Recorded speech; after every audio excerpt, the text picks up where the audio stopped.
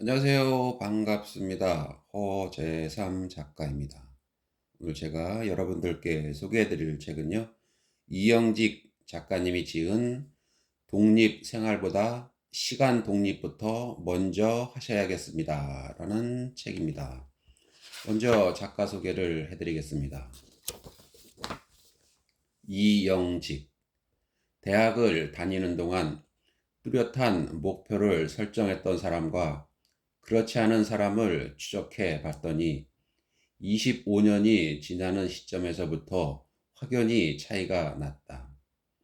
여기서 나온 경구가 신은 시간을 아끼는 사람을 가장 앞세운다라는 것이다. 그래서 하버드 대학에서 첫 수업은 생애의 시간 관리로 시작된다. 세상 모든 일은 시간의 함수다. 목표가 뚜렷한 사람은 자연스럽게 시간을 아껴 쓰게 된다. 신입생들에게 생애의 목표를 설정하고 이를 몇 단계 계획으로 수립하여 어떻게 관리할 것인가를 가르치는 것이다. 저자는 이 책을 통해 시간은 누구에게나 똑같이 흐르지 않는다는 사실을 독자들이 깨우쳤으면 한다. 그래서 시간 독립을 위해 새로운 각오로 출발할 수 있는 작은 계기가 되었으면 하는 바람으로 이 책을 집필했다. 그럼 프롤로그를 한번 보겠습니다. 시간을 내 편으로 만드는 것. 당신이 가져야 할 1순위 습관이다. 이 책의 원고를 쓰느라 땀 흘리고 있을 때 친구에게서 가족과 함께 동해안으로 피서를 간다고 연락이 왔다. 잘 다녀오라는 인사를 하고 며칠 후에 전화를 했더니 말도 말란다. 끔찍한 며칠이었단다. 평소 꼼꼼한 그의 성격대로 숙소는 물론 둘러볼 명소까지 지도, 교통편, 입장료까지 챙겨갔다. 하지만 태풍 때문에 바닷물에는 발도 담가보지 못하고 동해안 명소들은 한 군데도 가보지 못했단다. 숙박비와 음식값은 왜 그리 비싼지 바가지만 쓰고 왔단다. 세상 일은 그리 간단하지 않다. 꼼꼼한 계획과 노력으로 이룰 수 있는 일이 있고 아무리 노력해도 안 되는 일이 있다. 여러 변수가 기다리고 있는 일은 나만의 노력으로 모두 되는 것이 아니다. 따라서 모든 계획은 현실의 기반 위에서 외부 요인을 감안하여 융통성 있게 작성해야 한다. 처음의 계획대로 완벽하게 추진되는 장기적인 프로젝트를 본 적이 있는가? 앨런 머스크가 처음부터 인간의 화성 이주라는 마스터 플랜을 가지고 기업을 일으킨 것은 아니라는 이야기다. 그는 이렇게 말한다. 가슴속 열망 때문에 될 것 같아서 도전했고 해보니 되더라. 계획이 능사가 아니다. 그럼에도 계획이 필요한 이유는 무엇일까? 외국 회사에 근무하는 한 지인의 이야기다. 국내 대기업에 다니다 외국 회사에 입사하니 일을 지시하는 사람이 아무도 없더란다. 한국 기업에서는 상사의 지시로 움직이다가 지시하는 사람이 없으니 끈 떨어진 연처럼 공중에 붕 뜬 느낌이더란다. 나중에서야 외국 기업에서는 스스로 계획을 세우고 스스로 실천하는 시스템이라는 것을 알았다.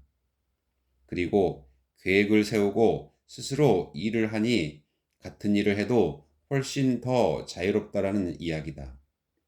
이것이 시간 독립이다. 내가 하는 일의 주체가 되자는 것이다. 그래서 계획이 필요하다. 이제 이 책의 주제인 시간으로 돌아가 보자. 우리나라 사람들은 늘 바쁘다. 직장인들의 일하는 시간은 OECD 국가 중 가장 길다. 주부들과 아이들도 바쁘기는 매 한 가지다. 이처럼 시간 부족에 시달리는 것은 시간을 효율적으로 쓰지 못하기 때문이다. 일에 우선순위가 없이 자충우돌하다 보니 늘 시간이 없다. 그렇게 바쁘게 사는데도 못 하나 제대로 이뤄놓은 것이 없으니 계획적으로 살지 못한 것이다. 계획적이란 방향을 의미한다. 장기적인 목표, 중기적인 목표, 단기적으로 해야 할 일이 유기적으로 연결될 때 계획적이고도 효율적인 삶이라고 말할 수 있다. 10년 후 10억 원을 모으겠다면 단기적으로는 외식 금지, 택시 타지 않기, 재활용품 활용하기, 가계부 작성하기 등의 구체적인 실천 계획이 뒤따라야 한다. 희망사항의 나열은 계획이 아니다. 일도 잘하고, 외국어도 잘하고, 프레젠테이션도 잘하고, 글도 잘 쓰고, 다이어트도 성공해서 몸매도 날씬하게 가꾸고, 이런 것은 계획이 아니다. 모든 계획은 현실에 기초해야 한다. 현실적인 나의 능력으로, 나의 노력으로 이룰 수 있는 범위 이내여야 한다. 그래서 희망사항의 나열이나 실천이 담보되지 않는 계획은 계획이 아니다. 고대 그리스 철학자 아리스토텔레스는 현실적인 실천의 소중함을 가르쳐준 철학자였다. 스승 플라톤이 이상주의였다면 아리스토텔레스는 현실주의자였다. 그는 이렇게 말한다. 실천이 곧 계획이다. 모든 계획은 현실적이어야 하며 외부 요인을 감안하여 융통성 있게 작성되어야 한다. 그리고 모든 계획은 진정성이 있어야 한다. 진정성이란 자신과의 약속이다. 진정성 없는 계획은 나 자신부터 믿지 못한다. 자신을 설득하지 못하는 계획이 이루어질 가능성은 전무하다. 하버드 대학에서 첫 수업은 생애의 시간 관리로 시작된다. 세상 모든 일은 시간의 함수다. 목표가 뚜렷한 사람은 자연스럽게 시간을 아껴 쓰게 된다. 신입생들에게 생애의 목표를 설정하고 이를 몇 단계 계획으로 수립하여 어떻게 관리할 것인가를 가르치는 것이다.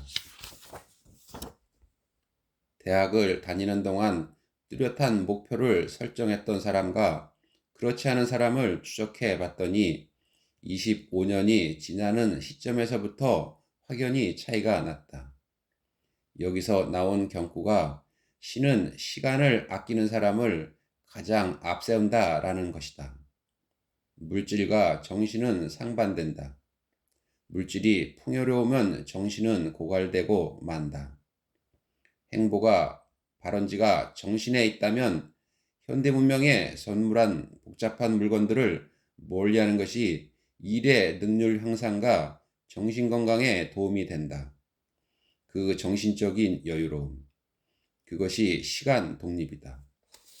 스티브 잡스가 가구 하나 없는 방, 희미한 조명 아래에서 명상에 잠겨있는 모습을 기억할 것이다. 가급적이면 신용카드, 스마트폰, TV를 멀리하기 바란다. 이 세 가지만 없어도 우리는 많은 시간적 여유를 가질 수 있다. 작가 에드리언 세비지는 슬로 리더십에서 풍요로운 삶을 위해서는 심플하게 살라고 권한다. 그러면서 초간단 삶을 추구하는 현대인들에게 몇 가지 인생 지침을 내놓았다. 이것이 인터넷 사이트 라이프 핵에서 화제가 되고 있다. 라이프 핵은 라이프와 해킹의 합성어로 어려운 문제를 쉽게 해결하는 기술 정도로 정의할 수 있다. 원시인들이나 아메리칸 인디언들이 별다른 도구 없이 쉽게 문제를 해결하는 것과 같은 맥락이다. 그는 이렇게 주장한다. 성급하게 결론으로 점프하지 마라. 상황을 극적으로 꾸미지 마라. 습관적으로 규칙을 만들지 마라. 완벽한 그 무엇을 추구하지 마라. 한 번의 실패를 완전한 실패라고 생각하지 마라. 지금 내 감정이 진짜라고 믿지 마라. 과거에 집착하지 마라. 세상사 수학이나 과학이 아니라면 완벽한 정답은 없다. 독자 여러분들은 이 책에서 시간 독립을 위해 한두 가지만이라도 자신의 신조로 삼아 꾸준히 실천한다면 분명 좋은 결과가 있을 것이다. 하루 관리가 잘 되는 사람이 1년도 잘 관리한다. 잘 관리된 1년들이 모여 평생이 된다. 자기 시간에 단호한 사람이 훨씬 여유로운 삶을 산다. 시간을 내 편으로 만드는 것. 이것이 여러분이 가져야 할 1순위 습관이다. 주위를 둘러보면 돈을 아끼는 짠돌이만큼 시간을 아끼는 시간 자린고비들이 많다. 돈도 있는 사람이 더한다는 말처럼 시간을 아껴본 사람이 시간의 소중함을 안다. 그래서 그들은 똑같이 주어진 물리적인 시간을 자신만의 주관적인 시간으로 소중하게 쓴다. 이 책을 통해 시간이 누구에게나 똑같이 흐르지 않는다는 사실을 깨우쳤으면 한다. 그래서 새로운 각오로 출발할 수 있는 작은 계기가 된다면 필자로서는 영광일 것이다. 네, 그럼 본문을 한번 들어가 보겠습니다. 물리적 시간, 주관적 시간, 크로노스적인 시간, 카이로스적인 시간. 시간은 볼 수도 만질 수도 없는 존재다. 시간은 실제 하는가? 아니면 인간이 편의적으로 만들어낸 개념에 불과한가? 시간은 늘 일정한 속도로 흐르는가? 아니면 정지하거나 역행할 수도 있는 것인가? 하나님이 세상을 만들 때 시간도 같이 태어난 것일까? 그렇다면 그 이전에는, 세상 종말 이후에는 시간에 대한 의문은 끝이 없다. 그래서 시간은 수많은 철학자, 종교인, 과학자들을 곤혹스럽게 만들었다. 성 아우스티누스는 고백록에서 이렇게 고백하고 있다. 아무도 내게 묻지 않는다면 나는 시간에 대해서 알고 있다. 그러나 누군가에게 시간을 설명하려 한다면 나는 시간에 대해 아무것도 모른다. 시간의 신비에 관한 말이다. 시간이란 무엇인가? 시간을 정의하는 문장 중에 시간이라는 단어를 사용해서는 안 된다. 물을 보자. 물이라면 이렇게 정의된다. 물. 산소와 수소가 화학적으로 결합된 물질로 색깔, 냄새, 맛이 없으며 상온에서는 액체 상태로 존재하다가 0도씨 이하에서는 고체로 변하고 100도씨 이상에서는 기체로 존재한다. 고체 상태를 얼음이라 하고 기체 상태를 수증기라 부른다. 시간에 대해 백과사전적으로는 이렇게 정의된다. 시간, 과거, 현재, 미래로 이어져 일정한 속도로 무한히 흐르는 흐름이다. 별로 마음에 들지 않는다. 더구나 시간의 절대성은 아인슈타인에 의해 이미 깨지지 않았는가? 현대적인 상식과 맞아야 한다. 아인슈타인에 의하면 시간의 흐름은 빨라지기도 하고 느려지기도 한다. 이런 조건에 맞는 멋진 정의를 기다린다. 할아버지, 아버지, 아들에게 1년이라는 시간은 다르다. 70살인 할아버지에게는 인생의 1.4%로 느껴지고 40살은 아버지에게는 인생의 2.5%로 느껴지고 5살 아들에게는 자신이 살아온 삶의 5분의 1로 느껴지는 것이다. 그래서 세월은 나이에 비례하는 속도로 흐른다는 말은 거짓이 아니다. 그 이유에 관해서는 몇 가지 이론이 있다. 하나는 시간이란 사건의 기억으로 느낀다는 이론이다. 젊어서는 온갖 새로운 경험으로 충만하지만 나이가 들면 감동이 적어져 기억에 남는 일 또한 적어진다는 것이다. 기억의 달력에 많은 사건이 기록된 젊은 시절은 길게 느껴지고 나이가 들면 짧게 느껴지는 것이다. 다른 이론은 피가 뜨거운 젊은 시절에는 마음이 급하기 때문에 세상의 변화가 느리게 느껴져 시간이 천천히 흐르는 것처럼 생각되지만 나이가 들면 그 반대라는 것이다. 이는 강둑을 걷는 사람으로 비유되기도 한다. 팔팔하게 젊을 때는 강물보다 빨리 걷지만 나이가 들수록 걸음의 속력이 느려져 마침내 강물이 사람을 앞질러 가게 되는 것과 같다. 강물은 한결같이 흐르는 세월이다. 절대적인 시간과 상대적인 시간. 2017년 구 서울역사에서는 아주 재미있는 전시회가 열린 적이 있다. 프로젝트 284 시간여행자의 시계다. 문화부가 주최하고 서울역에서 주관하는 전시회다. 284는 서울 역사가 자리한 지역의 번지로 보인다. 100명의 작가들이 시간에 대한 의미를 가지고 흥미로운 작품을 출품한 것이다. 시간을 주제로 한 작품을 전시하고 공연하고 퍼포먼스와 워크숍 등 다양한 행사가 열렸다. 관람객들로 하여금 보고 듣고 느끼게 하는 융합 문화 행사였다. 필자가 보기에 가장 흥미로웠던 것은 전시장에 놓여있던 쓰레기통 하나였다. 그 안에는 종이가 가득 차 있었다. 속으로 혼잣말을 했다.